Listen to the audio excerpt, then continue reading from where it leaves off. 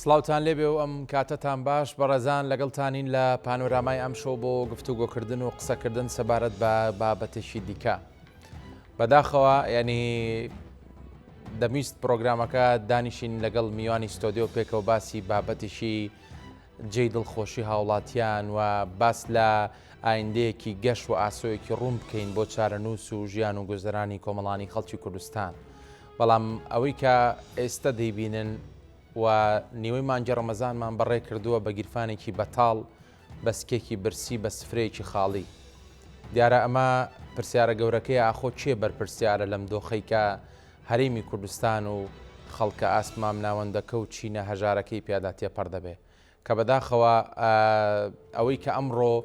لە هەرێمی کوردستان باجی گەورە دەدات و هەروەها باری سەختی ئەم بارودۆخەی بەسەردا کەوتووە خەڵکە ئاسایەکەی موچەخۆرەکەی هەرێمی کوردستانە کە دەبینن و خۆتان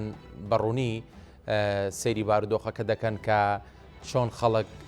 گەیشتۆتە ترۆپچی بێهیوایی لەو هەموو کێشە و گیر و گرفتانەی کە هەیەانی بە درێژایی ئەم مانگە خەڵک لە چاوەڕوانی هاتنی موچەیەکدایە کە تێپەڕیوە و خەریکە دەبێتە جۆرێک لە نوکتە دەڵێن موچەی زستان لە هاوین داوەرەگرین و موچەی پاییز لە بەهار داوەرەگرین کە ئەمە کەس نازانێت کێ هۆکارەیانی ئەو لایەنە سیاسانی هەرێمی کوردستان کە بەرپرسیانی حکومڕانی لە هەرێمی کوردستاندا هەر یەک لایەنێکی دیکە تۆمەتبار دەکات. دەمەوێت ینی کەمێک دیوی ئەو دیوی بابەتەکان بخوێنینەوە پەردە لەسەر بەشێک لەو ڕاستیانە هەڵبینەوە کە پێویستە ئێوەی کۆمەڵانی خەڵکی کوردستان بیزانن لەگەڵ بەڕێز سەرکۆ ئازاد ئەندامی خۆلی پێنجەمی پەرلەمانی کوردستان کە لە ستۆدیۆ لەگەڵ مەکاک سەرکۆ بەخێر بی لەگەڵ دەستپێکی قسەکانم بووی دەکرێت پێم بڵێ ینی چێ هۆکارە بۆی لەو مانگی ڕەمەزانە خەڵک بەگیرفانێکی خاڵیەوە ژیان و گوزەران بەڕێ بکە. بەناوی خۆی گەورە و میرەبان سەرەتا سپاس بۆ جەنابت و بۆ بینەرانی کەناڵی کوردستان. لە حقیقەتە دوو ئازاری هەیە خەڵکی کوردستان و موچەخۆرانی هەرێمی کوردستان. ئازارێکی ئەوەی کە بەوەی کە لە مانگی دەوە تاکو ئێستا دوو موچە درراوە، یعنی نزیکەی 6 مانگە دوو موچە درراوە و بەشێکی تری ئەمە ینی ئەتوانین ئەم خاڵێکینە ئەلف و با ئەلفی ئەوەیە کە دەبینیت پارە هاتووە لە بەغدادەوە پارە هاتووە لە بەغدادەوە و بۆ دابەشکردنی موچە حکوومەتی هەرێمی کوردستان و سەرۆکی ئەنجومەنی وەزیران دەستی بەسەر ئەم پارە گرتووە. و یەکێکە لەو جیمی با بڵێن لە باەوە بیکەین بە جیمیش ئەوەیە کە ئەبینن ژیانێکی شاهانە بۆ کۆمەڵێک ئەمیر و خێزانی حکومڕانی لە هەرێمی کوردستانە کە مناڵەکانیان ئەبینن کە لە چ ڕەفاهێتێکایە و هاوڵاتیەکی سادە و مامۆستایەک و فەرمانبەرێک و پێشمەرگەیەکی دێرین و زیندانێکی سیاسی و دایکی شەهیدێک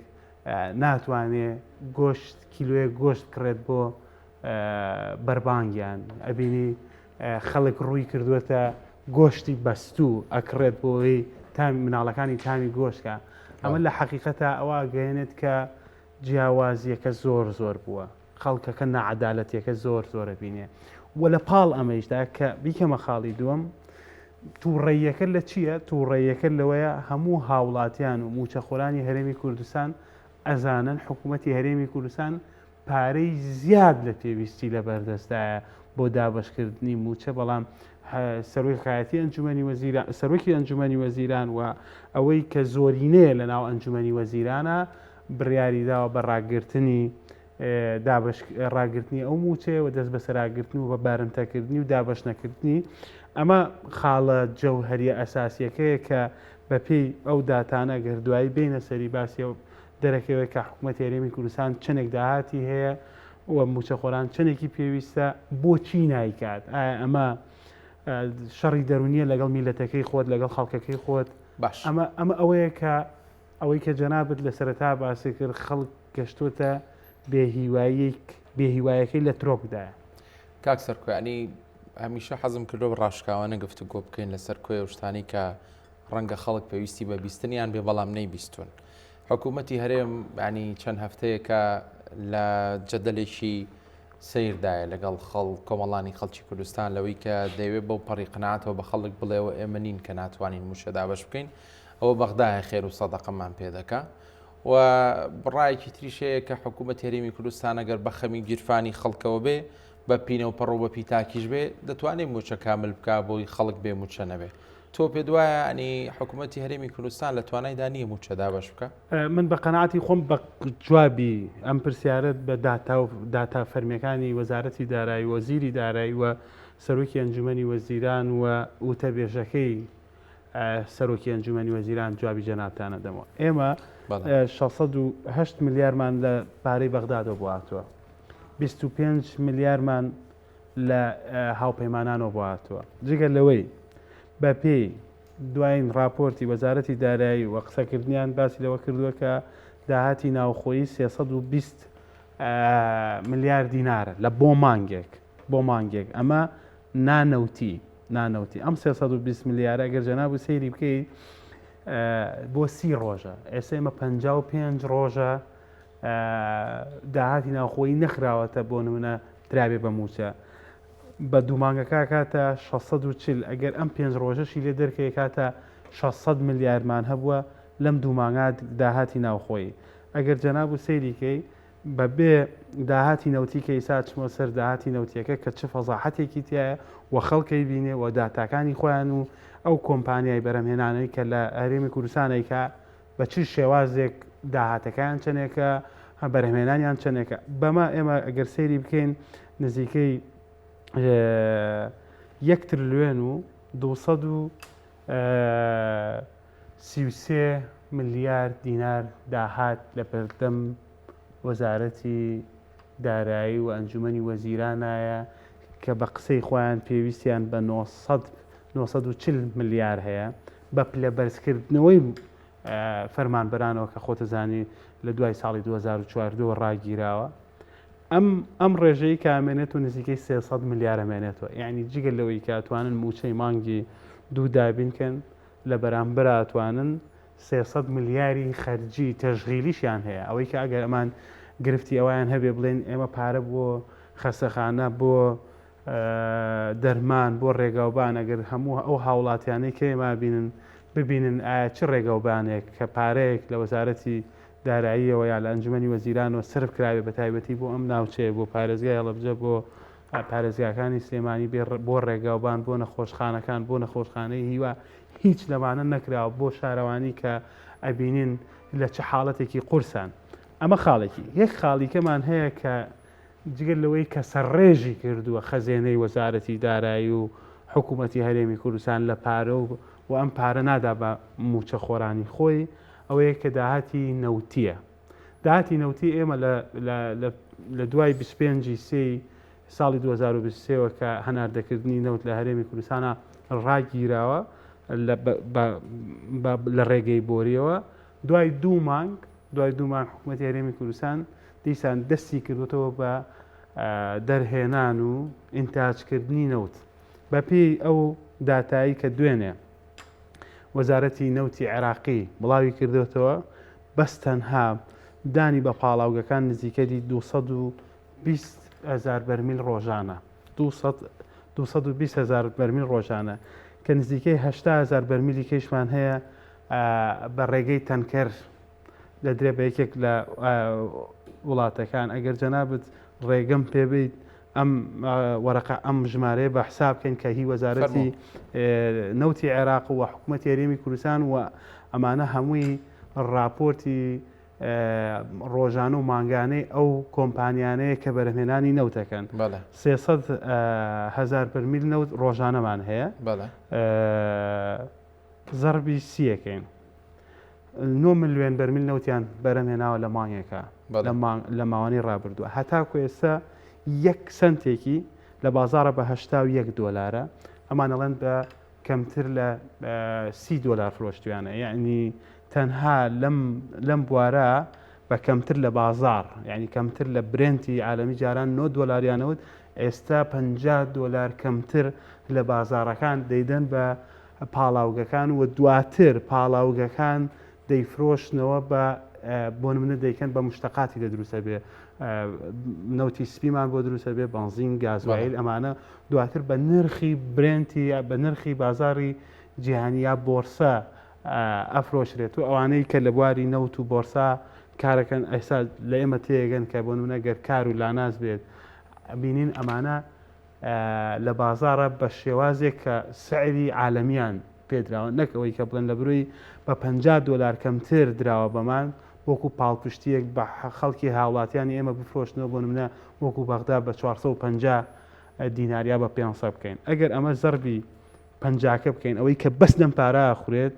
$50 نزیکەی 450 میلیۆن دلار کەمترە یعنی ئەمە لە هیچ دنیایەکان نییە 450 میلیۆن دلار تۆ کەمتر لە سعری بازار بیفرۆشی باشە ئەگەر ئەمەیشی حساب نەکەین ئەم 9 میلیۆنە بە سیەکەی ئەمانیش حسابیکەی بە $30 حسابیکەی ئەکاتە نزیکەی 270 میلیۆن دلار مانگانە داهاتی نەوت بووە یعنی جگە لەو 450 میلیۆن دلاری کە بە کەمتر لە بازاڕی فرۆشتنەوە بە $30کەیش ئێمە حسابیکەن کاتە 270 میلیۆن دلار ئەگەر زەربی دیناری بکەین 1.45 بکەین نزیکەی 391 میلیارد دینار داهاتی نەوتیمان هەبووە یعنی بە $30کەیش یعنی نزیکە بێتوە لە 400 میلیارد یعنی 400 میلیاری داهاتی نەوتیمان هەبووە و لەگەڵ 600 ئەمە باسی یەک مانگەکەین ئەگەر بە دوو مانگەکە حسابیکەین نزیکە بێتوە لە 800 میلیارد باشە 800 میلیارد لێرە 640 لێرە 608 میلیاری لە بەغدادەوە 25 میلیاریشی لە هاوپەیمانانەوە کە بۆ وەزارەتی پێشمەرگە و لیوا مشتەرەکەکان یا لیوا هاوبەشەکان دابەشکراوە یعنی بە هیچ داتایەک هیچ ڕقەمێک کە بە داتای وەزارەتی دارای هەرێمی کوردستان بێت پارە لە بەردەستە بە پێی داتای میدیا و زانیاری حکوومەتی هەرێمی کوردستان بێ پارە لە بەردەستە بە پێی داتای وەزارەتی نەوتی عراقی بێ پارە لە بەردەستە بە پێی گیرفان و خوانی بەردەم بەربانگی موچەخۆران بێ پارە لە بەردەستنی ینی لە خراپترین ئەگەردا حکوومەتی هەرێم توانای هەیە بە تەکمیلێ و پارەی بەغدای نێرە موچی فەرمانبەران بدە بە خەنەعەتی من بە پێی ئەم داتانەی خۆیان ئەمە ژمارەیەک نییە من هێنابێتم لێرە بۆ جەناب و بۆ بینەرانی بەڕێزی باسکەم ئەمە داتای فەرمی وەزارەتی وەزیری دارایی حکوومەتی هەرێمی کوردستان چۆن دەتیژێر و باری و بەرپرسیارەتی بڵێ ئێمە تەکمیلی موچەمان پێ ناکرێەوە چەند ڕۆژێک پێچەسە دیبیتێکیە بوو نوێنەری کورسات نیوز لەوێ ئامادە بوو و کەناڵەکانی دیکەش بە هەمان شێوە ڕوونکردنەوەی زۆردا لەسەر بابەتی موچانی ئەو هێشتا پێی وایە کە بەغدا ناحەقیەکە آخر بەغداد من یەک پرسیارەکەم ناحەقی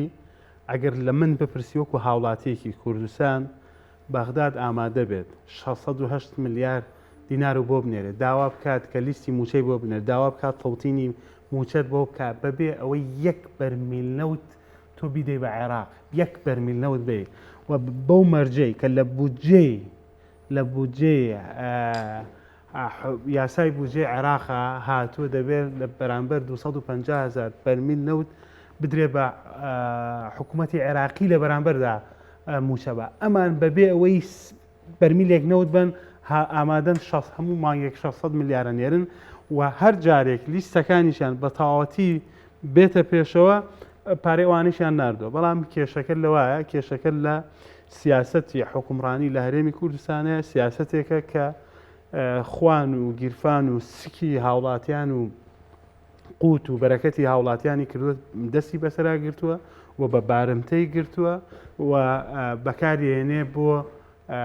گەشتن بۆ ئەجیندانەی خۆیان هیانە کە نازانین بەڕاستی ئەمە چ خێرێکی تایە کە تۆ هاوڵاتیان و موچەخۆرانی خۆت برسیتر بکەی وەزعی ئابووریان داڕمێنی هیچ کەسێک لەم موچەخۆرانێک کە ئێستا گوێی لە من و تۆ بێت بەبێ ئەوەی ئەگەر پارەی ئاڵتون و نازانم ئەوەی خۆی نەفرۆشت بێت ئەگەر تەنها چاوەڕێی موچەی کرد بێت هەمووی قەرزارە یەکێک نییە لە موچەخۆرانی هەرێمی کوردستان کە موچەخۆر بێت ئەو معاشەی کە وەری گرتووە تاکو ئێستا بەشی کرد بێت هەر هەمووی بە ڕێگایەک لە ڕێگەکان پارەیەکی کەی هێناوەتە ناو بۆ دابینکردنی ژێوی ژیانی یعنی مجتەمەعێکیان جگە لەوەی کە ئێمە لە 2014ەوە ئەگەر جەنابەت ئێستا هاوڵاتیان یەک لەحزە بیر بکەنەوە لەوەی کە ئایا لە 2007 حسابی کرد لە 2005 بۆ 2013 کاتێک کە بودجە ئاهات لە عێراقەوە ئێمە نەوتمان نەبوو ئابووری سربەخۆمان نەبوو ئێستا خەڵکی کوردستان لەو کاتا ژیان چۆن بوو ئایا بوژانەوەی تیا بوو ئایا هاوڵاتیان ئەچوونەوە بۆ دەکان خانوویان نەکرد ئەچوون مەوزوعی ژیان پێکێنانیش لە ناو گەنجانە گەشتووە ئاستێکی باڵا و گوزەران و ڕێنجی ژیانی هاوڵاتیانیش لە ئاستێکی بەرزا بوو بەڵام جەناب و سەریکەی لە دوای 2014ەوە کە حکوومەتی هەرێمی کوردستان یا 2013 کە باسیەوە کرات بەهشتێکیان خەیاڵێکی بەهشتیان بۆ هاوڵاتیان دروست کردبوو بەڕێز ئەو کاتە کە سەرۆکی ئەنجومەنی وەزیران بوو ئێستا سەرۆکی هەرێمە لە بانگەشەی هەڵبژاردنەکە خەونی بە کۆیت و بە حرێمکردن بوو لە لای هاوڵاتیان کە ژمارێکی بانکی لەو کاتەوە باسەکرا کە بۆ هاوڵاتیان دابینەکرێ و هەموو خێزانێک کەمترین پارێک 500 دۆلارە چێت هەر کاتێک کە سەیریەکەیت ئەچیتە سەر ئەو جانتایی ئاشتێورامی ئەزانی ئەمڕۆ چەنێک خێری کردووە بەشی خۆت و برا و باوک و خزم و کەس و کارەکەات چەنێکە لە بەرامبەرەما چی هەبوو ئەم خەونەی کە دروست بوو بۆ خەڵکی کوردستان و خەڵکی کوردستان پشتیوانیەکی تەواویای ئابووری سربەخۆیان کرد بەڵام ئابووری سربەخۆ ژیانێکی ئەم جگە لەوەی کە بەهشتێکی خەونی و خەیاڵی بۆ هاوڵاتیان و موشەخۆرانی ئێمە دروست کرده بوو گەشتە ئەوەی کە ژیانێکی ناو ژیانێکی واقعەوە کە ژیانە واقعەکە قەیرانی ئابووری تیا دروست بوو خۆگونجاندنی موچە هەبوو دەستەواژەی لێبڕینی موچە دەستەواژەی پاشەکەوتی موچە دواکەوتنی موچە هەمووی لەو کاتەوە بوو کە وەزارەتی سامانە سروشتیەکان کە لای لایەنێکی سیاسی بوو دەستی بەسەرا گرتووە تاکو ئێستا دەستی بەسەرا گرتووە جاران لە جانتایەک بوو ئێستا چۆتە ئێگزڵێکەوە ئەوەی کە بینیمان لە بری ئەوەی کە سگوشین و ماڵوێرانی و خراببوونی دۆخی ئابووری هاوڵاتیانی لێکەوتوتەوە لە پاڵ ئەمەشدا ئەگەر ئاویان بفرۆشتایە لە جێگەی نەوت 32 میلیارد دلار قەرزار نابووین هەر ئاوی سازگارەکانی کانیەکانی کوردستانیان بفرۆشتایە 32 میلیارد قەرزار نابووین بەڵکو بەس تەنها پارەی هاتوچۆی بار هەڵگرەکانیشی دەرێنایەوە یعنی ئەمە سەرەتانێک بوو چووە ناو ژیانی ئابووری و سیاسی لە هەرێمی کوردستانەوە کە ئێستەش بەردەوامی هەیە ئەگەر جەناب سەریکە لە پێی راپۆرتی یەکێک لە راپۆرتەکانی ڕقابەی مالی عێراقی و دیوانی چاودێری هەرێمی کوردستان کە هەردوو لاواژویان کردووە باس لەواکە کە یەکێک لە کۆمپانیای کنۆکی کۆری هەیە لە ساڵی 2019 و ساڵی 2020 هاتووە بۆ نمونە بۆ ناوچەکانی سلێمانی و سەنگەسەر و قەراخ و هەولێر کە هین دەربێنێت چۆنەڵێ پیشەسازی و دەرهێنان لە بواری نەوتیا بکات لە کاتی کۆرۆنایشە 2019 بۆ 2020 لە بەرامبەرەما کە یەکێک لە خاڵەکانەوەیە 1 میلیارد و 4 میلیۆن دۆلاریش دەبێت بدرێتەوە بە کۆمپانیای کنۆکی کۆری لە بەرامبەر قەرەبووکردنەوەی پاشەکشەی لە تەنازولکردن لە مافەکانی لە تێچووی دەرهێنانی نەوتی خاو بەم جۆرەش لە کاتێکا 1 دڵۆپ نەوتی بەرهەم نێناوە تاکو تۆ تەنازولی کردبێت لە بەرامبەرەما 1 میلیاریان لێ سندووە ئەزانی مناڵی من و تۆ تاکو ئەگەر مناڵێک ئێستا 10 ساڵ بێت تاکو 2030 ئەبێ پارە بەداتەوە بۆ کۆمپانیای کۆری کە بۆ ساڵی ئەگەر یارمەتیم بێ بڵێم ئەو 1 میلیارە 1 میلیارد و 4 میلیۆن دلارە چۆن دانراوە لە ساڵی 2023 149 میلیۆن لە ساڵی 2024 142 میلیۆنە بێ بدرێتەوە لە ساڵی 2005 142 تا 25 26 142 ساڵی 2027 100 ساڵی 2028 100 میلیۆن ساڵی 2029 100 میلیۆن ساڵی 2030 حکوومەتی هەرێمی کوردستان 128 میلیۆن و 500 هزار دلار بێ بداتەوە بە یعنی تا 2030 بێ پارە بینەوە بە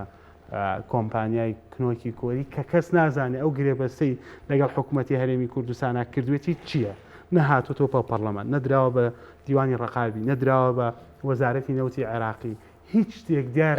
بڵێ ئەمە شتێکی وەهمیە بە دڵنیاییەوە هەتاکو ئەمە ئەبێتە نەک شتێکی وەهمیە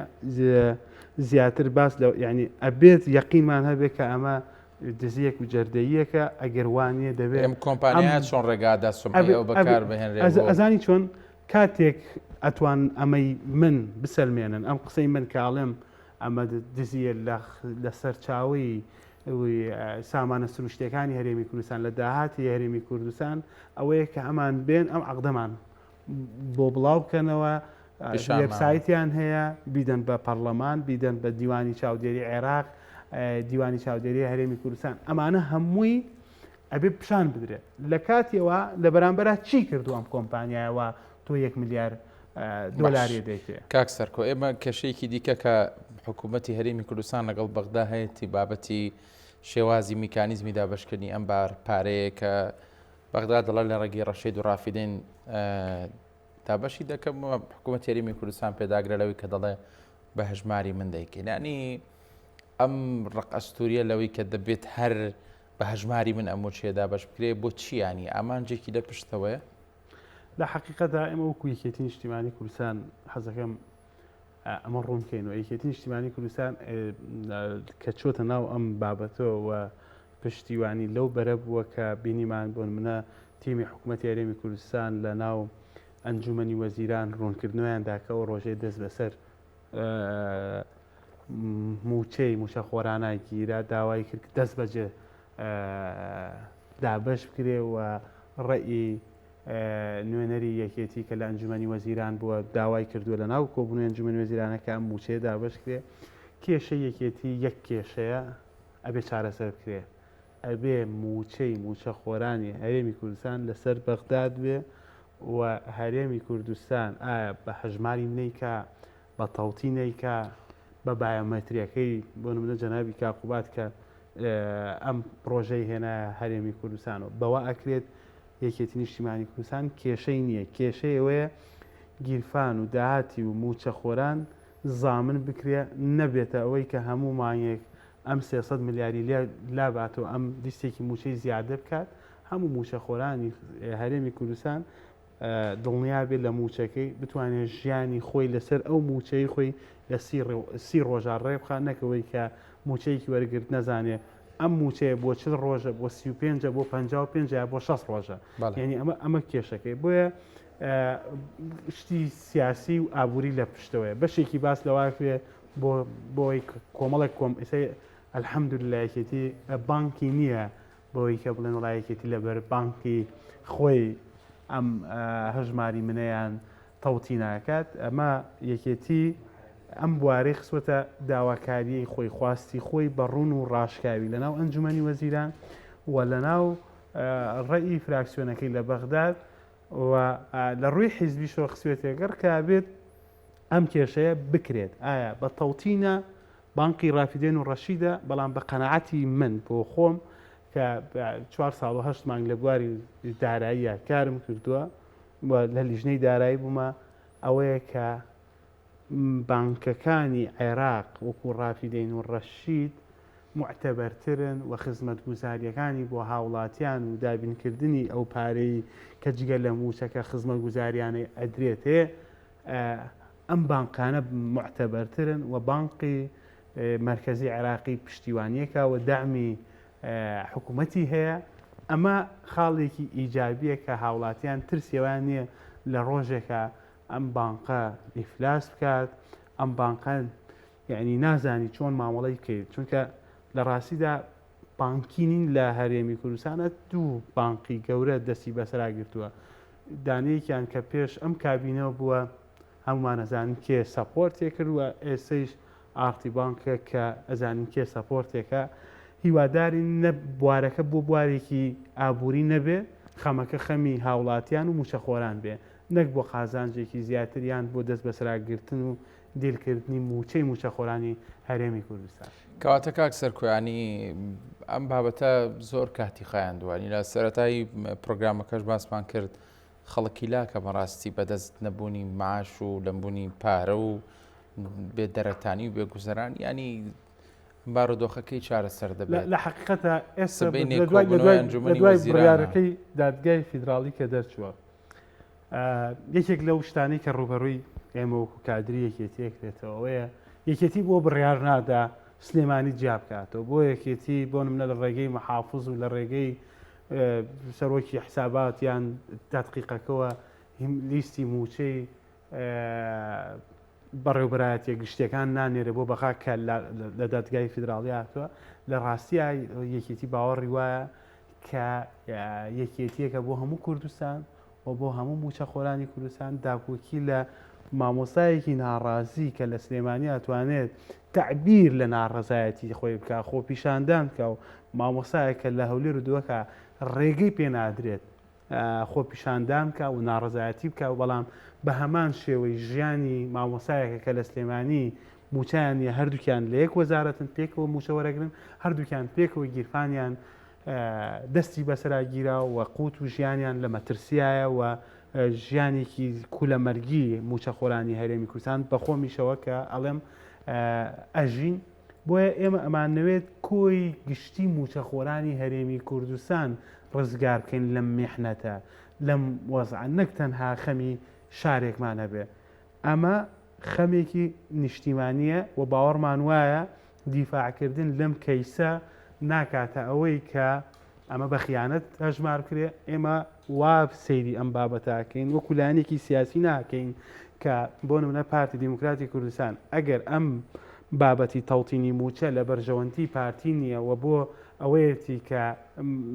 دیلی نەکات موچە خۆران دیل نەبێت هەر کاتێک بوێ مەترساندن بە هەڕەشە ئەوە بکات ئەمە مەترسیە بۆ پارتی کە مەترسی بۆ پارتی مەترسیە بۆ قەوارەکە یعنی بە نیشتیمانیکردنی بەرژەوەندیەکانی پارتی یعنی ئەگەر با قازانجی تیا بوو بۆ پارتیوە قازانجە بۆ قەوارەکە ئێمە وان نایبین ئێمە لە حقیقەتە ئەگەر کارێک قازانجیشی نەبێ بۆ یەکێتی نیشتیمانی کوردستان قازانجیە بێ بۆ خەڵکی کوردستان بەوێ بینن کە قەوارەکەمان بەهێزە بێ و حکوومەتەکەمان بەهێزە بێ و متمانە ئەگەڕێتەوە بۆ نێوان هاوڵاتی و شەقام و دەسەڵات هاوڵاتی و حیزبە سیاسیەکان و ئەو چەوتەی کە لە 2013ەوە هاوسەنگی هێز لە وڵاتە گۆڕاوە و دەست بەسراکردنی و ئەساساتەکان لەلایەن پارتی دیموکراتی کوردستان بەو حەجمەی کە بینیمان حەجمێکی مزەیەفە دەبێ بخرێتەوە سەر قاڵبی ئەسڵی خۆی و ئەم بە قاڵبکردنەی ئەملایەنە و گەڕانەوەی مؤسساتەکان و ئاشکردنەوەیەتی بە هاوڵاتیان و بە خزمەتگەاندنی بە موچەخۆران و بۆ هاوڵاتیایەکی پارتی بۆ هاوڵاتیەکی گۆڕان بۆ هاوڵاتیەکی نەوەی نوێ کە لایەنگری نەوەی نوێیەکە و یەکێتیەکە یا حیزبە ئیسلامیەکانەکە ئەبێ خێر و بێری ئەم وڵاتە بۆ هەموو هاوڵاتیان بە جیاوازی قسەیەکت کرد بابەتی مەسلەی ئەوەی کە هەڵوێستی یەکێتی نیشتیمانی کوردستان لەسەر بارودۆخە بەڕاستی بەڕۆن و ڕاشکاوی خەڵک پێی وایە کە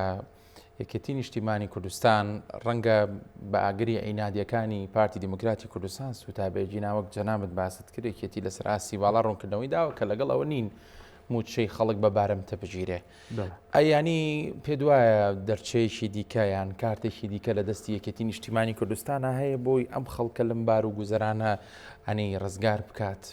لە حقیقەتە ئەوەی کە ئێستاە سەرۆکی یەکێتی کاک بافڵ کە بە جددی و بە حەقیقی هاتوتە سەرخەت بووە ئەمە بۆ ڕاستکردنەوەی ڕێڕەوی حکومڕانی لە هەرێمی کوردستان مە خاڵێکی یەکەم خاڵێکی تر بەڕاستی ئەم فشارەیە ئەو فشارانەی کە لە تیمی حکوومەت هەرێمی کوردستان سەرباری ئەوە هێشتا پەنجەی تەمەد بۆ یەکێتی نیشتیمانی کوردستان ڕادەچیرێکەلەوەی کە پاڵپشتی حکوومەت نییە و وانی ئەوەی کە وەلای بۆ بەغدا هەیە بۆ هەرێمی کوردستانی نییە و ئێمە وەلامان بۆ ژیان و گوزەرانی هاوڵاتیانی خۆمانە ئیجا خۆ ئێمە مامەڵەکردنمان نە لەگەڵ تارانایە نە لەگەڵ ئەنقەرایە مامەڵەکردنی هەرێمی کوردستان لە ناو دەستورە ئەوەیە مامەڵەکردنمان لەگەڵ بەغدادە بەغداد عمقی کارکردنی هەرێمی کوردستانە و ئەوە دێت لە دەستورەکە بەغداد نووسراوە پەیوەستین بە عێراقەوە پەیوەستین بە هەرێمێکی لە چوارچێوەی عێراقی فیدراڵە بۆیە ئەمە خاڵێکی یەکێتی نیشتیمانی کوردستان هەوڵێوادا و هەموو ئەوەی کە ئێستا ئەو دژایەتی یەکرێت یەکێتی عاتوت بەرامبەر بە پارتی ئەڵێ بەم شێوازی حکومڕانی ئەمە ڕازینین ئەبێ ڕاست بکرێتەوە و ئەبێ ئەم پارەی هاوڵاتیانە هی یەکێتی نییە هیچ سەرۆکی یەکێتی نییە، هیچ خێزانێکی ناو پارتی نییە، هیچ سەرۆکی پارتی نییە، هیچ سەرۆکی ئەنجومەنی وەزیران نییە. ئەمە دانراوە حکوومەت هێرێمی کوردستان